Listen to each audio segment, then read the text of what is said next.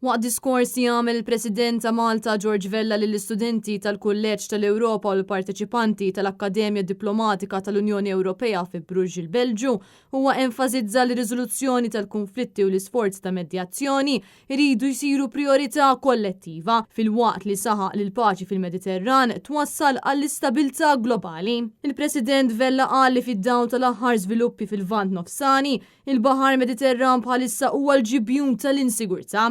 Qal jekk kif il-komunità internazzjonali qiegħda tissielet għal soluzzjonijiet, il-konsegwenzi umanitarji ta' gwerra u konflitt insensati qegħdin dejjem jiżdiedu. Il-President Vella aċċenna li tbatija fiżika u psikoloġika u ċ-ċaqliq li dawn it-teddidiet qed ikomplu jikkawżaw impatt negattiv fuq persuni innoċenti b'effett fuq il-ġenerazzjonijiet futuri. Huwa appella lill-istudenti preżenti sabiex ibidlu n-narrattiva fil-waqt li ma jibżawx jitkellmu dwar il-paċi anke meta dan ifisser li jmorru kontra l-kurrent. Għal din iż-żjara l-President George Vella kien akkumpanjat mis-Sinjura Miriam Vella.